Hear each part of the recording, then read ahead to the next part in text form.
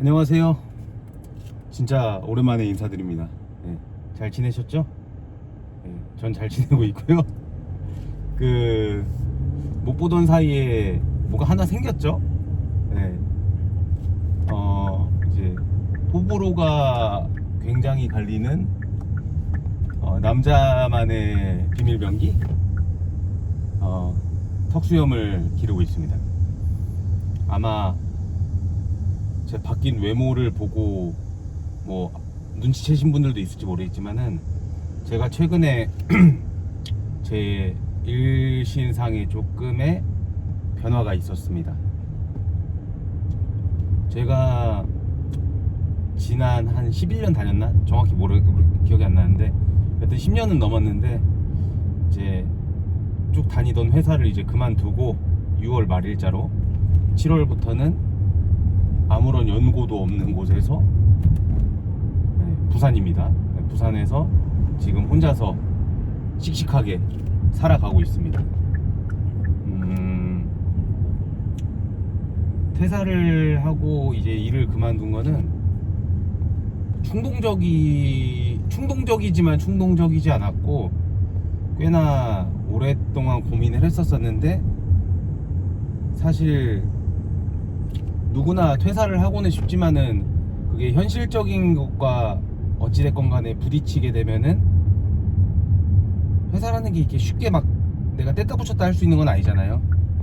그래서 저도 뭐 다른 사람들과 마찬가지로 회사는 그만두고 싶었지만 현실적인 어떤 여러 가지 여건 때문에 뭐 꾸역꾸역 다녔는데 그렇다고 해서 지금 제가 그만둔 게 그 흔히들 말하는 파이어족처럼 야 나는 이제 막 경제적인 자립을 달성할 수 있게 되었기 때문에 막 그런 건 아니고, 그렇다고 해서 뭐 저를 좀 예전부터 보셨던 분들 아시겠지만 제가 돈이 아예 없는 것도 아니고 돈이 또 넉넉한 것도 아니고 되게 애매한데, 하여튼 제가 생각했던 기준점으로서의 금액이 있었거든요.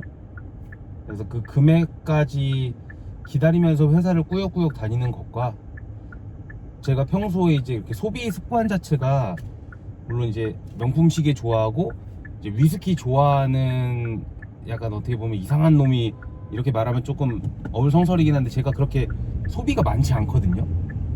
생각보다 돈을 많이 안 써요. 그래서 어차피 내가 목표한 금액이 되면은 그만둘 건데 그때까지 기다려서 그 금액이 돼서 그만두냐 아니면은 지금 그만두고 그냥 잘 재밌게 살면서 그 금액을 만들어 가느냐 사이에서 고민을 했었고, 그러다가 이제 그만둬 볼까? 물론 이제 그만둬 볼까라는 말이 되게 무게감이 있는 말이란 건 아는데 혹시라도 만약에 다시 일을 하게 됐을 때는 어떤 일을 하던 간에 할 수 있지 않을까라는 생각에 하여튼 과감하게 결심을 했고, 그래서 이제 거의 6월 중순부터는 이제 휴가 쓰고 회사 안 나갔으니까 그때부터 이제 막 급하게 부산에 아무것도 모르니까 집 알아보고 이사하고 여기에서 이것저것 하면서 정신없는 날들을 보내서 그래서 영상도 뭐 못 올렸던 것 같습니다. 지금은 이제 얼추 적응했고요. 지인들 이제 친구들이랑 이제 통화할 때마다 친구들이 궁금해하는 게 그거예요. 야, 안 심심하냐? 근데 이제 뭐 저도 아직 한 달 조금 넘었기 때문에 여기에서 제가 뭐라고 말할 수는 없지만은 이제 그거는 그 사람 성향 같아요. 저는 원래 옛날부터 회사를 다닐 때도 여자친구도 없어진 지 꽤 됐고 해외여행을 가더라도 저는 이제 혼자로 가는 일이 많다 보니까 원래 혼자로서 뭔가를 하는 게 되게 익숙하고 그 심심함을 되게 재밌어하는 사람 중에 하나거든요. 저는 이걸 뭐라고 표현해야 될지 모르겠는데 이게 이쪽 길이 아닌가? 이게 부산길이 생각보다 조금 어려워가지고 그러니까 저는 원래 태생이 혼자 노는 걸 좋아해가지고 혼자 멍 때리고 그냥 걷는 것도 좋아하는 사람이고 책 읽는 것도 좋아해서 제 어떻게 보면 여흥은 사실 그렇게 돈이 많이 들진 않거든요. 그래서 뭐 친구들이 이제 물어보는 궁금하다, 심심하지 않냐라는 말에는 전혀 심심하지 않다. 물론 이제 저도 이제 시간이 길게 지나 보면은 또 심심해질 수도 있겠지만 그리고 이제 제가 저에 대한 이야기를 꽤 많이 했었었는데, 제가 이제 회사를 3개 다녔었거든요. 첫 번째, 두 번째 회사는 제가 회사 명을 언급했던 것 같은데, 세 번째 회사는 이제 지금 다니고 있는 회사니까 이 말하는 게 조심스러우니까 얘기를 못했는데, 저는 이제 교보생명 보험회사라고 하는 금융회사를 다녔었고, 입사를 2014년도에 해서 이제 입사를 했을 때는 연관이라고 해가지고 지점장 후보로 해서 이제 그쪽 일을 배우는 일을 하다가 지점장 한 1년 정도 살짝 했었고, 보험회사 지점장은 은행 지점장이랑 많이 다릅니다. 전혀 다르기 때문에 젊은 사람들이 많이 하고 또 연세 있으신 분들도 하지만, 그래서 보험회사 지점장 한 1년 하고, 그때 인생에 참 많은 일들을 겪었습니다. 좋은 일도 많이 겪었고 최악의 일들도 많이 겪어서, 제가 입사하고 2014년에 입사하고 나서 제 기억이 맞다면 한 4년 5년 정도 있다가 이제 지점장을 달았던 것 같은데, 그게 제 회사 생활의 변곡점이었던 것 같아요. 그때 되게 힘든 지점에 가서 나름대로 살아보겠다고 바둥바둥 거리다가 운이 너무 좋게 지점이 잘 돼서, 다른 회사는 모르겠지만 저희 회사는 절대적인 순증 점수도 있지만은 그 전년비라든지 어떤 그 신장비라고 해서 제가 갔던 지점 자체가 되게 안 좋았던 지점이라서 이 순증 점수가 되게 높아가지고 평가도 되게 잘 나왔고, 여튼 운이 좋게도 고생했던 것만큼의 보상을 줬던 지점에 갔었습니다. 근데 제가 1년도 안 되는 지점장 생활을 하다가 이제 제가 못하겠다고 손을 들고, 그 당시 이제 제 위에 있던 그 직속 상관이랑 어떻게 보면은 되게 안 좋아가지고, 물론 이제 뭐 제 잘못이 많긴 하지만 여튼 그렇게 됐을 때는 이 지점장이라고 하는 일이 제가 감당할 수 있는 그릇이 아니더라고요. 돈은 많이 받았는데 스트레스가 너무 많아가지고. 근데 그 스트레스가 뭐였냐고 하면은, 이 스트레스만으로도 1시간은 넘게 이야기할 수 있는데, 이 업을 하시는 분들이 있어서 좀 조심스럽지만은, 저는 그냥 정직하고 저한테 떳떳하고 누구한테 싫은 소리 안 하고 일을 하고 싶었거든요. 근데 그러지 않은 일이 어디 있겠냐고 하면은 뭐 할 말은 없지만, 여튼 저는 그래서 이제 지점장을 1년도 안 되는 시간 잠깐 하고서 고생 좀 하고, 왜냐면 이제 조직 생활을 뭐 몇천 명이 넘는 회사에서 해보신 분들 아시겠지만, 뭐 몇백 명도 마찬가지고 몇천 명도 마찬가지인데, 자기 직속 상관한테 대들어가지고 인사가 잘 풀리는 경우는 없거든요. 제가 어지간히 실력이 있지 않는 경우에는. 그래서 고생 좀 하다가 퇴직연금 사업본부라는 곳으로 가서 거기에서도 한 5년 정도 있었나? 하여튼 거기서도 제 약간 좀 이 삐딱한 성격 때문에 이제 좀 그렇게 좋지 않았었죠. 근데 뭐 마지막에 나왔을 때는 나름대로 좋은 사람 만나서 좋은 시간을 갖고 했는데, 그렇다고 해서 회사 생활이 너무 재밌고, 회사 생활에서 승부를 봐서 임원을 달고 여기서 승승장구해서 입신양면을 하고 싶다는 생각보다는 여건상 나쁘진 않았거든요. 제가 그만뒀던 시기가 저라는 사람과 회사라는 상황으로 봤을 때는 회사에서 이제 필요한 나이대였기 때문에 여건상 나쁘진 않았는데, 여튼 저는 그 지점장 그만두면서 이제 조직 생활에 대한 환멸을 느꼈을 때부터 회사를 그만둬야겠다라는 생각을 그때부터 꾸준히 해왔었기 때문에, 다만 그때 이제 돈이 없었고 지금은 그때보단 돈이 있는데, 여튼 그래서 그만두게 되었고, 그만둘 때도 제 나름 쪼거든요. 제 자존심인데, 남들이 다 납득할 수 있는 상황에서 그만두고 싶진 않았어요. 그게 무슨 말이냐면은, 너무 회사 생활도 힘들고 갈등도 심하고 얘가 너무 회사에서 인정을 못 받고 적응을 못해서, 야 얘는 누가 봐도 그만뒀어야 되래야 고생했어 라는 그런 상황으로 그만두고 싶진 않았어요. 그게 제 자존심인데, 오히려 저는 그랬으면은 회사를 아득바득 다녀가지고 끝까지 저라는 사람을 인정받을 수 있도록 열심히 했을 것 같은데, 뭐 그때 가봐야 알겠지만은, 여튼 제가 회사를 그만뒀을 상황은 모두가 좀 약간 의아해하는, 모두라고 하긴 그렇겠지만 대부분의 사람들이 타이밍이 조금, 아니 굳이 그만두는 거야 지 마음인데 네가 굳이 그만둘 이유가 있냐? 그리고 보통은 이제 저희 쪽 직군이, 퇴직연금 쪽이, 저희는 은행이랑 증권이랑 보험이 같은 금융업이긴 하지만 이쪽 하는 일이 비슷해서 이직이 많거든요. 그리고 최근에 저희 회사에서 타사로 좀 이직하는 경우도 있고 해서 이직을 하지 왜 그만두냐라는 얘기를 되게 많이 들었는데, 저는 그냥 일을 하고 싶지 않았어요.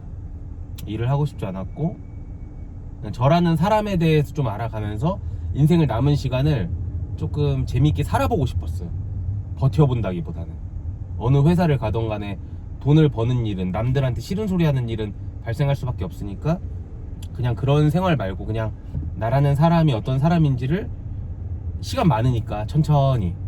그래서 이제 퇴사하고 나서 6월 말에 퇴사하고 나서 어찌됐건 간에 퇴직금이나 이런저런 돈도 있고 시간도 많으니까 뭐 유럽 여행을 갈까 뭘 할까 했는데, 그것도 언젠가는 가긴 할 건데 지금은 일부러 안 가는 게 너무 그렇게 들뜨는 삶을 살고 싶지 않았어요.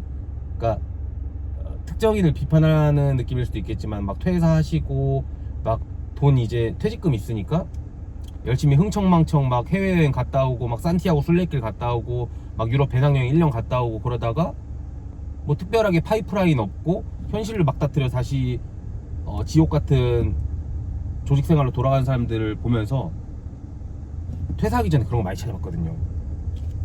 저렇게 들뜨는 삶을 살고 싶진 않다고 생각을 했어요. 그러니까 제가 부산으로 오게 된 것도, 뭐 이것도 나중에 얘기를 이것저것 하겠지만은, 여러 가지 이유가 있어서 이쪽으로 오게 됐는데, 가장 큰 건 서울보다 고정비가 덜 들면서도 대도시 인프라를 누리면서, 어찌됐건 간에 제가 지금 해운대 근처에 살고 있는데 약간 관광 바다나 이런 것들을 볼 수 있는 곳이었으면 좋겠다라고 생각했는데, 제주도와 부산 사이에서 고민하다 이제 부산으로 오게 됐는데, 여튼 들뜨는 삶을 살고 싶진 않았어요.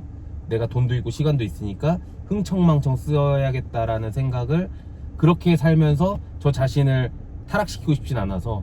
그래서 지금 유럽 여행도 계속 가려고 하는데 지금 계속 참고 있는 게, 제가 오게 된 이 부산이라는 곳에 제가 정착을 해서 어디에서 아무리 멀리 생활을 하다 오더라도 내가 이 부산에 왔을 때, 우리 집에 왔다라는 느낌이 들 때까지는 여기에 있어야겠다는 제 나름대로의 생각으로 지금 살아가고 있습니다. 그래서 요즘 저의 삶의 루틴은 일어나서 아침 집에서 간단히 챙겨 먹고, 근처에 해운대 도서관이라고 되게 좋은 도서관이 있거든요. 시립 도서관이 있어가지고 그 도서관에 가서 제가 좋아하는 책 읽고, 그리고 좋아하는 음악 듣고, 그러다가 이제 잠깐 점심 먹고 졸릴 때 이제 장산이라고 해가지고 옆에 산 잠깐 가서 계곡물에 발 담그고, 그리고 저녁에 이제 심심하면은 해운대나 그 옆에 송정 해수욕장 같은 데 가서 바다 보면서 위스키 한잔하고, 요런 삶을 살고 있어요. 그래서 좀 얘기가 길어졌는데, 제 삶과 주식과를 최대한 좀 이격시키려고 노력을 하고 있어요. 요즘에 제 훈련이, 제가 퇴직하기 전부터 이제 여유가 있었으니까 휴가를 쓰느라, 이게 주식이 궁금하잖아요. 제가 이제 꽤 많은 자금이 주식에 들어가 있으니까, 그리고 이게 내 미래를 책임질 수 있는 돈이니까. 이게 아침부터 장 종료되고 요즘 앱부터까지 생겼으니까 하루 종일 주식창을 보게 되더라고요. 이게 엄청 비생산적인 건데, 이게 시간이 남고 할 게 없으니까 또 도파민 터지잖아요. 저 같은 경우에는 뭐 10억 넘게 들어가 있으니까 1%만 움직여도 1000만 원이거든요. 하루 종일 보다 보니까 오르면 오른 대로 이게 안 좋고, 이게 떨어지면 떨어진 대로 안 좋다 보니까, 이런 삶을 살면 안 되겠다 싶어가지고, 요즘 저의 삶의 목표는 장 마감하는 3시 반까지는 절대 주식 보지 않기. 엄청 궁금하고 막 그럴 때도 절대 안 보려고 노력하고 있어요. 그래서 최근에 막 반도체 장세가 되게 안 좋았잖아요. 이제 제 종목은 반도체 종목은 아니지만은, 그 덕분에 코스피가 같이 진폭이 있을 때도 최대한 안 보려고 노력을 했어요. 그래서 저는 이렇게 살고 있다. 조금 갑자기 좀 생뚱맞게 영상 틀고 갑자기 이제 회사 그만뒀다는 얘기 하면서 막 말도 안 되는 얘기를 해서 뭐 좀 의아해하시는 분들도 있을 건데, 차차 나중에 시간이 되면 풀어가기로 하고, 요즘은 여튼 그래서 되게 재밌고 행복하고, 다만 이제 미래에 대한 불안감이 있기 때문에 이제 나도 좀 어느 정도 파이어는 아니지만은 이제 배당주 쪽으로도 좀 이제 생각을 해봐야 될 것 같다는 여러 가지 좀 고민들을 하고 있습니다. 그리고 영상을 오늘 찍게 된 이유는 뭐 사실 특별한 건 아닙니다. 원래는 영상을 당분간은 찍을 생각이 없었어요. 별로 정리도 안 돼 있고, 예를 들어 내가 무언가를 어떻게 해야겠다라고 딱 정해지면 그거를 뭔가 공표하는 그런 느낌으로 영상을 찍고 싶었는데, 제가 이제 퇴사하고 나니까 이제 일을 할 때는 차가 되게 필요했거든요. 이제 서울에 있는, 또 서울 근교에 있는 다양한 회사에 제가 직접 가야 되기 때문에 제가 차가 필수였었는데, 이 차가 이제 퇴사를 하게 되면서 일을 안 하니까 거의 운전을 안 했거든요. 근데 오랜만에 운전을 하다가 에어컨이 나갔는데, 이 에어컨이 여튼 좀 복잡한데 결론만 말하면은, 옛날 구형 냉매를 쓰는 거는 수리도 쉽고 냉매 충전도 좀 싼데, 이건 신형 냉매여가지고 냉매 충전도 엄청 비싸고, 보통 에바포레이션이라고 무슨 부품이라고 하는데 그거 터지는 경우가 좀 많은데 고질병이라고 하더라고. 이거 에바 가는데 90만원 들었거든요. 그 뒤에도 에바 때문인지 모르겠는데 갑자기 엔진 과열도 들어오고, 그래서 이게 안 그래도 차를 팔까 말까 엄청 고민하다가, 이거 고정비를 꽤 많이 차지하거든요. 세금에다가 보험료에다가 기름값까지 하면은, 감가상각까지 하면 한 달에 한 4, 50은 아마 3, 40, 4, 50? 일단 3에서 50 정도는 들어간다고 이해를 하면 되는데, 굳이 이 차를 굳이 가지고 있어야 되나? 왜냐면은 제가 이제, 저도 부산을 이제 아예 모르니까 어중이 떠중이로 해가지고 이제 그 2호선역 근처에 이제 조그만한 곳으로 들어갔는데, 부산이, 저는 이제 원래 대전 사람이고 서울은 당연히 대중교통이 좋다는 건 알고도 있었고 많이 느꼈고, 다만 이제 그때는 차가 있었고 뭐 유류비가 지원이 됐으니까 조금 여유있게 했는데, 부산이 생각보다 대중교통이 너무 잘 돼 있고 또 걸어 다니기도 좋고, 그러니까 차를 운전할 일이 거의 없더라고요. 근데 이제 다만 부산이 워낙 산이 많다 보니까 그 산 쪽이나 약간 좀 언덕 쪽에 거주하시는 분들은 좀 차가 필요한 곳도 있을 것 같다는 생각을 했는데, 그런 분들 아니라고 한다면은 저는 굳이 제가 지금 현재 있는 이 시점에서 제가 차가 필요할까라는 생각을 많이 했었고, 그래서 결론만 말하면 차를 팔기로 했거든요. 그래서 아마 곧 이 차가 없어지게 돼서 나중에 이제 제가 필요하면 또 다른 차를 살 수 있겠지만은, 이 구도, 제가 항상 영상을 찍었던 이 구도로는 이제 영상을 남길 수 있는 이제 물리적인 여건이 안 되기 때문에, 남의 차에 딱 이렇게 하면 미친놈이잖아요. 그래가지고 어차피 이제 이번 주나 다음 주 안으로 차 팔 건데 이 구도로 영상이나 한번 찍자라고 하면서, 혹시라도 저를 궁금해할 수 있는 소수의 사람들이 있을지 모르니까 그분들한테 안부를 전해야겠다 라는 느낌으로 영상을 찍으려고 이제 했습니다. 어떻게 좀 수염이 잘 어울리나요? 저는 개인적으로는 나쁘지 않습니다. 근데 이제 수염을 기르니까 가장 안 좋은 점이 뭐냐면은, 일단 제가 원래 인상이 약간 좀 세거든요. 그렇게 막 착해 보이는 얼굴이 아닌데 수염까지 기르니까 진짜 무슨 범죄자 같아가지고, 제가 길거리를 걸어 다니면은 사람들이 그렇게 저를 힐끗힐끗 봐요. 힐끗힐끗 보는 사람도 있고 대놓고 보는 사람도 있고, 남녀노소 다 저를 쳐다봐요. 예전엔 그 정도까지는 아니었거든요. 아니다, 그 정도까지가 아니라 사람들이 저를 보지 않았죠. 부산 사람들이라 그런가? 딱 봐도 부산 사람 아닌 게 티나나? 여튼 수염 기르고 나서 저를 스쳐 지나가는 다양한 사람들이 다 저를 엄청 봐요. 근데 보는 게 막 긍정적으로 예쁘고 막 잘생겨서 보는 게 아니라, 뭐야 저 털 보는 막 약간 이런 느낌? 근데 보니까 제가 수염을 기르고 나서 그런가 수염 기르신 부산 분들 많던데. 그리고 부산이 날씨가 원래 되게 좋은 곳으로 알고 있거든요. 겨울에 안 춥고 여름에 안 더운 곳으로 알고 있는데, 요즘에 뉴스 보시면 알겠지만 양산, 여기 바로 옆에 양산이 지금 전국 최고 온도 찍고 있잖아요. 너무 덥습니다. 너무 더운데 생각보다 습하진 않아가지고, 물론 그만큼 지금 건조하고 가뭄이란 얘기긴 한데, 생각보다 바닷가 근처인데 습하진 않아서 여튼 너무 재밌게 잘 지내고 있습니다. 그래서 저는 원래도 이제 회사를 그만두고서 원래 하고 싶었던 일이 있었고, 그게 지금은 가능할지 모르겠는데, 제가 최근에 좀 대부분이 이제 주식으로 좀 스트레스 받으셨겠지만은, 특히 우리나라 미장은 잘 모르겠고 우리나라장 위주로 하시는 분들을 기준으로 했을 때는 아마 반도체를 가지고 계셨던 분들은 반도체를 가지고 있어서 되게 스트레스 받으셨을 거고, 반도체가 없는 저 같은 사람들은 반도체가 없어서 반도체가 없는 스트레스를 엄청 많이 받으셨을 거예요. 장세가 최근에 되게 코스피 개장하고 나서 한 번도 없었던 일들이 지금 막 뉴노멀로 벌어지고 있으니까, 저 같은 경우에도 나름대로 제 종목 공부 많이 했고 꽤 오래 가지고 있었고, 주주총회도 제가 꼬박꼬박 참여할 정도로 열성적인, 어떻게 보면 좀 진중한 투자자라고 저는 자평을 하는데, 진짜 무지성 삼성전자 하이닉스가 모든 유동성 빨아들여서 올라가는 그 장을 진짜 보면서 뭔가 진짜 뭐가 찢어지는 고통이 들었었거든요. 이게 되게, 이 사람이라는 게 참 웃긴 게, 내 종목이 떨어지는 것보다 내가 전혀 그렇게 될 거라 생각 못했던 종목이 떡상하는 게, 그러니까 둘 다 슬프죠.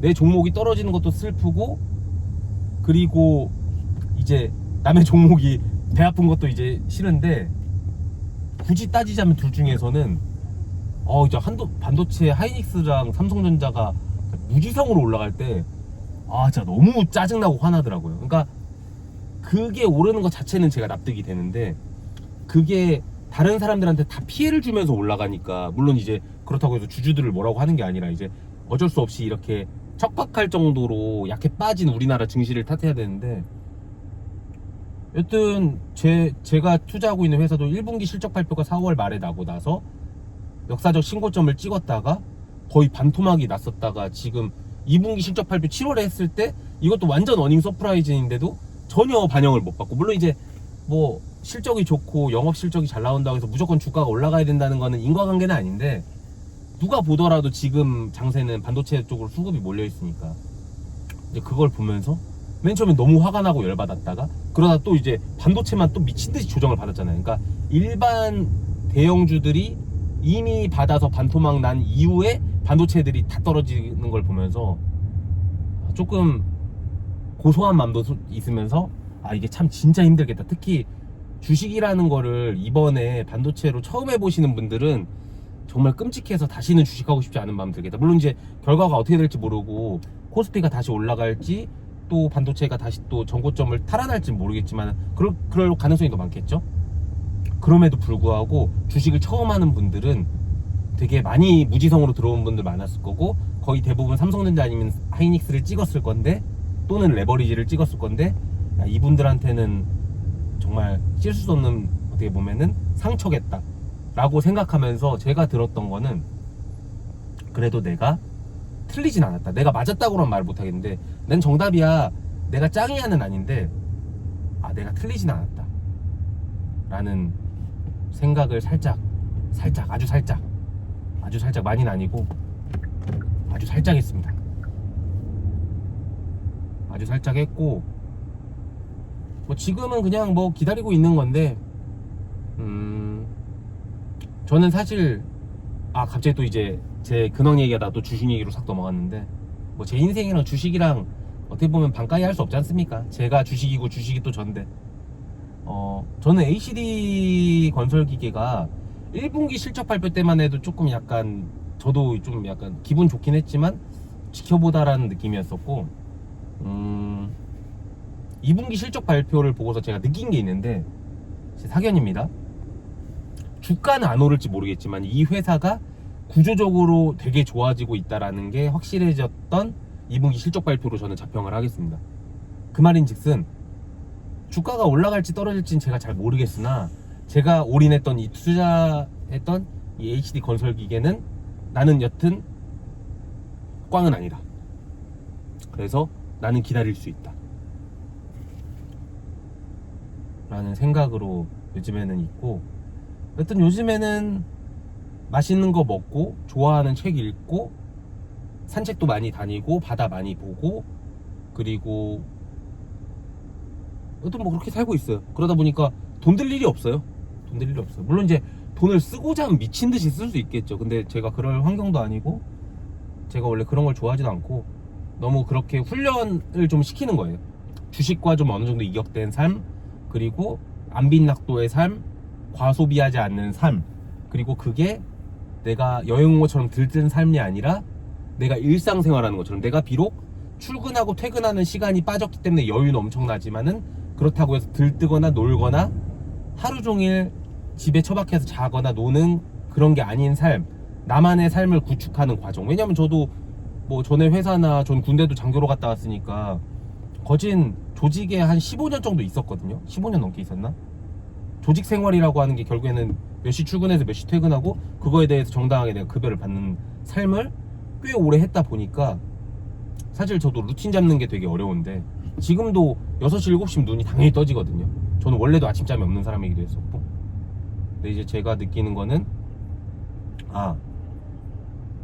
나만의 루틴을 찾아야 되고, 절대로 뭐랄까 들뜨는 축제, 하루하루 축제 같은 삶이 아니라 하루하루 그냥 살아가는 삶을 빨리 내가 만들어야겠다. 그래야지 내가 여행도 갈 수 있고 내가 다시 부산에 오더라도 어색하지 않겠다라는 생각으로 살아가고 있습니다. 그래서 원래는 좀 이런저런 얘기 좀 많이 하려고 했거든요. 어차피 제가 지금 갈 곳이, 제가 차 팔기 전에 가보고 싶었던 몇 개 중에 하나인데, 제가 이제 급하게 부산으로 오느라 결국에는 제가 퇴직 전에 마지막으로 휴가 살짝 써서 부산에 와서 3, 4일 동안 미친듯이 이제 돌아보면서 집을 잡긴 했지만은 이게 베스트가 아닐 거 아니에요. 이제 살아보니까 부산이 생각보다 엄청 넓고 살 곳이 많더라고요. 그리고 저도 언제까지나 이제 조그마한 데 살 수 없고, 저도 이제 만약에 여기를 자리 잡아야겠다 싶으면은 아파트도 사야 될 거고 하니까 좀 이쪽 중에서 막 해운대나 막 광안리 같은 이런 엄청 비싼 데 살 생각도 없고, 그게 제 의미도 없고, 조금 신도시 같은 느낌이 나는 곳 몇 군데, 좀 임장 아닌 임장? 그냥 그쪽 근처 마트 가서 마트 둘러보면서 이쪽 사람들 어떻게 사나, 여건 어떻게 되나, 이런 거를 지도로도 볼 수 있지만 가서도 볼 수 있잖아요. 그래서 시간이 좀 지금 내비게이션 기준으로는 거진 한 50분 정도 더 가야 돼서, 그래서 좀 이런저런 얘기를 많이 하려고 했는데, 얘기를 하다 보니까 또 금방 또 이제 이게 정리가 되네요. 저는 야, 이거 퇴사한다는 얘기 어떻게 말씀드리지? 부산에 있다는 얘기 어떻게 말씀드리지? 내 주식 어떻게 말씀드리지? 앞으로 어떻게 살 건지를 어떻게 하나하나 설명을 드리지 싶었는데, 막상 또 얘기하니까 또 금방 끝나네. 뭐 이 얘기를 듣고 나서 뭐라는 거야 싶으신 분들도 있겠지만은, 그러면 이제 생각나는 대로 그냥, 어차피 지금 뭐 시간도 많고, 뭐 회사래, 제가 목표하는 곳까지 시간도 많이 남았고, 또 영상을 만약에 이런 얘기를 듣고 싶지 않은 분이라고 하면은 어차피 바로 껐을 거니까, 지금 이 시간부터는 나의 기록을 위한 시간. 퇴사를 하면서 생각보다 내 주변 사람들이, 그러니까 보통 회사 생활하고 사회생활 하면서 만난 사람들은 조금 피상적인 인간관계라고 좀 많이 하잖아요. 물론 그런 사람도 많았지만은 내 생각보다 좋았던 사람들이 많았다. 이 사람이 나를 이렇게까지 생각했어 라는 사람들이 생각보다 많았고, 그게 제가 교보생명에 다녔던 그 교보생명 사람들보다는, 물론 거기서도 좋은 사람 몇 명 있긴 했지만은, 몇 명이라고 하면 안 되겠다, 많이 있긴 했지만은, 거기는 그냥 제가 워낙 많이 만났던 사람들이니까 그럴 수 있는데, 저는 이제 퇴직연금 업무를 하면서 이제 다른 회사 재무나 인사팀 담당자들, 저 같은 경우에는 이제 나이가 있으니까 제가 팀장이나 임원급들을 많이 만나진 않고 보통 실무자급들, 저랑 비슷한 나이대 친구들을 많이 만났거든요. 그리고 저는 이제 제가 회사에서 연차가 있다 보니까 좀 규모가 있는 대기업 위주로 좀 많이 했었어요. 좀 어디라고 회사를 말을 할 수는 없지만은 꽤 큰 회사 담당자들 많이 해서 똘똘이들을 많이 만났었거든요. 뭐 어찌됐건 간에 뭐 좋은 대기업의 재무팀이나 인사팀이 있을 정도면은 똑똑이다 아닙니까? 학교도 좋은 학교 나왔을 거고. 그 사람들이랑 어찌됐건 저는 이제 제가 을이니까 받아야 되는 입장이니까 돈을, 저는 이제 일을 하면서 그냥 그렇게까지 유대가 안 쌓였다고 생각을 했는데, 왜냐면 난 일을 했으니까. 뭐 물론 저도 좋아했던 사람이 있긴 했지만, 오히려 그쪽 사람들이 연락이 올 때 조금 더 인간적인 연락이 되게 많이 왔습니다. 그래서 되게 의외였고, 내가 일을 그래도 나 나름대로는 열심히 했구나. 제가 회사 안에선 삐그덕 했지만은 그래도 밖에 나가서는 저도 재밌게 일하고 싶어서 열심히 했거든요. 그거를 좀 알아봐줬던 분들이 꽤 있어요. 내가 기대했던 것보다 훨씬 많았다 라는 게 좀 약간 쇼킹했던 점이었었고, 그리고 생각보다 내 유튜브를 보는 사람이 많았다, 우리 회사에. 물론 제가 어느 순간부터는 제가 주식을 했고 그 건설기계를 투자를 했다는 거를 뭐 여기저기 떠들고 다녔는데, 그 전부터인지 그 뒤부터인지 모르겠지만은 생각보다 나한테 말 안 하고 내 유튜브, 내 그 원맨쇼를 봐주셨던 분들이 꽤 있었고, 그분들이 끝까지 모르는 척 봐주셨으면 좋겠는데 마지막에 퇴사하려고 인사하려고 돌아다니고 막 그 전에 막 이렇게 수줍게 얘기해 주시고 막 그러는데, 되게 이게 고맙기보단 좀 부끄럽더라고요. 근데 또 지금 퇴사하고 나서 보니까 그것조차도 나한테 대한 관심의 표현이었을 거고, 지금은 너무 고맙게 생각을 하고 있어요. 그리고 퇴사하기 전부터 퇴사할 때까지 연락이 진짜 많이 왔는데 웬만한 건 다 안 받았거든요. 그러니까 얘기가 뻔하고, 물론 이제 싸가지 없긴 한데, 정말로 이 사람과 인연이 된다고 하면은 오히려 지금보단 나중에 더 연락이 되지 않을까 싶어서, 그때 당시에 연락 왔던 수많은 사람들, 그게 이제 나를 격려해주기 위한 거든, 나를 회사 그만두지 말라고 설득하기 위한 거든, 아니면 부러워서 전화한 거, 아니면 그냥 정말로 궁금해서 전화를 한 거건, 그 다양한 연락을 거의 다 쌩깠는데, 돌이키고 나서 보니까 생각을 잘했다. 다만 조금 몇몇 미안한 사람들이 있긴 한데, 정말 그 사람이 나를 너무너무 미워하지 않고 내가 그 사람이 기억에 남는다면은 나중에라도 연락은 서로 하지 않을까, 내가 하던 그쪽이 하든. 그래서 여튼 그 퇴사할 때가 되게 힘들었었어요. 뭐가 뭐 물리적으로 힘들진 않았는데 정신적으로 너무 힘들었었고, 여튼 저도 이 회사를 그만두고 다른 회사를 가는 게 아예 일을 안 하겠다라는 목표로 이제 그만두는 거다 보니까 저도 생각할 게 되게 많았는데, 그리고 또 뭔 얘기를 해야 되나? 이제 그런 질문이나 그런 궁금증이 생기실 수도 있을 것 같아요. 그러니까 너 그러면은 회사 이제 그만두고 너 혼자 사는 거는 그래 어떻게든 살 수 있어. 그럼 너 결혼은 어떻게 할 거고 아이는 어떻게 할 거냐라고 물어보시는 분이 혹시 있을 수도 있어요. 저도 그게 가장 마지막까지 고민이었었고, 근데 저는 그렇다고 해서 제가 나는 뭐야 딩크야 나는, 또는 나는 결혼 안 할 거야 이런 건 아닌데, 제가 이런 선택을 했을 때는 저는 이제 그쪽으로는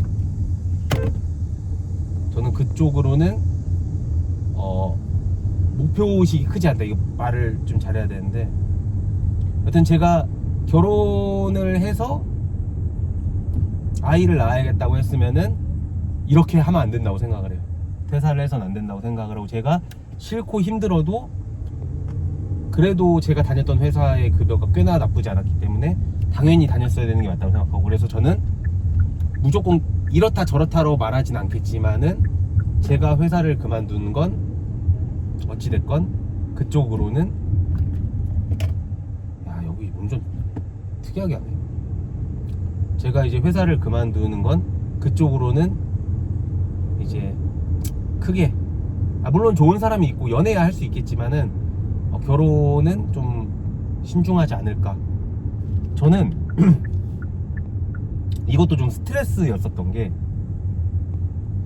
제가 별 얘기를 다 하는데, 제가 한창 젊었을 때, 이제 32인가 3인가 저도 기억이 안 나는데, 가장 저도 이제 이런저런 사회적으로나 개인적으로나 좋았던 시기에 되게 좋은 친구를 만났었거든요. 여자친구를. 되게 예쁘고 착하고 너무 지고지순하고 요리도 잘하고 정말 좋은 친구였어요. 그 친구를 만나서 한 연애를 4년 했었고, 그리고 뭐 이제 그렇게 하다 보니까 자연스럽게 이제 결혼이라는 거를 생각하게 됐는데, 그 친구랑 결론적으로는 결혼을 못 하게 됐고, 그때가 아마 36이었나? 7이었나? 기억이 안 나네. 여튼 한 3, 4년 됐나? 3년? 아니다. 아니다, 4년 넘었네.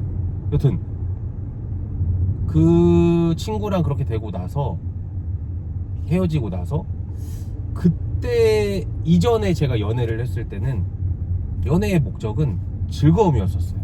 이 즐거움이라는 게 그 친구 외모가 너무 수려해서 그 친구의 외모만 봐도 즐거운 그 즐거움이 있을 수도 있고, 그 친구랑 맛있는 거 먹고 좋은 곳 돌아다니면서 같이 보내는 추억들이 너무 재밌어서 그런 재미일 수도 있고, 또는 그 사람이 뭐 여러 가지 재미들 있잖아요. 그런 재미가 최우선이었어요. 왜냐면 그때는 결혼을 그렇게 꼭 해야겠다라는 생각을 하지 않았고, 설령 하더라도 그때 당시엔 제가 대전에 있었거든요. 제가 원래 대전 교보생명이 있어 대전으로 했었었고, 제 고향이자 제가 살던 대전에서는 사실 제 급여로 외벌이로 혼자 살아도 먹고 사는데 크게 지장은 없거든요. 그래서 그때 당시에는 내가 만난 여자친구가 얼마만큼 나를 사랑해주고 그리고 재밌냐가 중요했지, 이 사람이 어떤 회사를 다니고 있고 얼만큼 돈을 모았고 얼마만큼 경제적으로 이 사람이 똑똑한지가 중요하지 않았어요. 그 부분은 내가 하면 되니까. 근데 이제 그렇게 4년 오래 만났던 친구랑 이제 잘 안 되게 되고 나서 결혼 준비라는 걸 현실적으로 살짝 해보면서, 이게 내가 평생을 살 반려자를, 내 아이의 엄마를 그러니까 내 아이 엄마를 선택하는 데 있어서 그 부분이 생각보다 엄청나게 중요한 거였다는 거를 그때 인지를 해서, 그 뒤부터는 이 사람이 나에게 줄 수 있는 재미, 뭐 외모적인 거라든지 성격적이라든지 취미가 맞는다든지 이런 것들을 차치하고 그 사람의 어떤 인성이라든지 경제적인 관념이라든지 또는 직업이라든지 이런 것들을 위주로 좀 많이 봤던 것 같거든요. 근데 그러다 보니까 연애를 하기가 너무 힘든 거예요. 왜냐면 그때는 목표가 이미 이제 4년 만났던 친구랑 뻐그러졌고, 결혼을 해야겠다는 생각이 들었고, 그 뒤에 내가 연애를 하고 노느라 시간을 허비할 수가 없다 보니까 결혼할 사람을 찾아야겠다라는 무리한 목표를 가지고, 그 모든 것들도 결국에는 서로 간에 이제 상호 간에 호감이 대전제가 돼야 되는데 너무 몰랐던 거죠. 그래가지고 조금 스펙이 괜찮은 사람을 만나야겠다. 왜냐면 나도 뭐 스펙이 엄청 좋진 않지만은 또 꿀리진 않으니까, 그냥 막 평범하니까 나도 그럼 평범한 여자를 만나서 결혼을 해야겠다는 생각으로 그렇게 소개팅을 하고 그 연애를 하려고 하다 보니까 소개팅은 진짜 많이 했는데 연애를 못 하겠는 거예요. 그리고 연애를 좀 하다가도 뭐가 조금 애매하게 있거나 어떤 직업이라든지 또는 이 친구의 경제관념이라든지 여러 가지를 딱 봤을 때 이거 겐도가 안 나오겠는데 싶으면 그냥 바로바로 끝냈어요. 그리고 그때는 그게 저한테 맞는 행위라고 생각을 했어요. 그렇게 해야 된다고 생각을 했는데, 돌이켜보니까 그렇게 하니까 사람을 연애를 못했던 거고, 그렇게 해서 제가 나이가 드니까, 지금 제가 41살인데 86년생이니까 점점 나이가 들면 들수록 막 초조해지는 거예요. 37, 38, 39, 40 가면서 이러다가 진짜 결혼을 못하는 건 상관없는데 나중에 결혼을 해가지고 나중에 아이가 대학 들어갔는데 내가 막 어떻게 하냐, 애한테 못할 짓 아니냐, 나도 힘들고 그런 스트레스를 되게 많이 받았는데, 지금은 이제 그래서 그냥 좋은 사람을 만나서 정말로 같이 함께 할 수 있다고 하면은 그거는 너무 소중하지만, 이제 결혼을 하려고 사람을 만나는 행위는 중단해야겠다. 그리고 잘 안 돼요. 그래서 이제 그 큰 목적을 내려놓으니까 퇴사라는 것도 할 수 있었던 것 같아요. 만약 그게 아니었으면 퇴사를 당연히 못하지 않았을까요? 아닌가? 아이고 씨.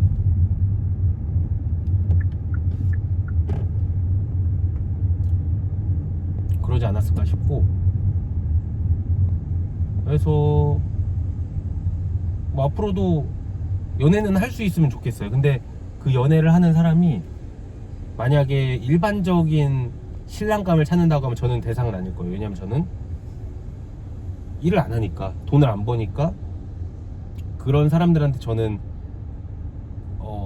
대상이 아닐 거고, 연애 대상도 아닐 거고, 저 같은 생각을 하면서 좀 어느 정도 좀 돈이 있는 사람이 있을까? 그러니까 저처럼 인생을 그렇게 너무 치열하게 살지 않으면서도 경제적으로 열심히 준비해서 그래도 꽤나 좀 미래를 위한 준비를 착실하게 하고 있는 분을 우연히 만나게 된다면은 그런 분을 연애를 하면 좋지 않을까 싶은데 아휴 그냥 네. 그리고 한 4년 연애 안 해보니까 없어도 돼요. 없어도 돼요. 그 남자로서의 어떤 그런 욕구는 풀 수 있는 방법이 많습니다, 여러분. 그리고 나이 들면은 그것도 생각 많이 안 나요. 물론 그래도 남자니까 불끈불끈하지만은 아유 그건 없어도 살아요. 없어도 살아. 그게 필수값이 아니야. 그리고 그것 때문에 결혼하는 건 아니잖아요. 결혼은 그런 1차적이고 그런 단편적인 것들을 충족시키기 위한 게 아니라 좀 더 숭고한 목적의식이 있는 행위이기 때문에 연애 정도만 하면 되지 않을까. 여튼 지금은 잘 살아가고 있고 앞으로도 잘 살아갈 거고 뭐 삶에 어떤 변화가 있을지 모르겠지만 일단은 지금은 이 부산살이 생활에 잘 적응을 해서 내가 여기에 이제 속한 어떻게 보면 이 부산 내가 살고 있는 곳이 내 집이다라는 인식이 될 때쯤에는 이제 제가 시간 부자잖아요. 그래서 뭐 유럽 여행이라든지 남미 여행이라든지 좀 일반 사람들이 못 가보는 곳들, 못 가볼 곳들을 좀 차분히 여행을 하면서 제 인생의 이막을 하나하나 제가 만들어가야 되지 않을까 싶습니다. 그래서 오늘 영상은 일단 이쯤에서 마무리하고 다음에 주식 얘기를 하든 아니면 인생 얘기를 하든 또 종종 찾아뵙겠습니다. 안녕.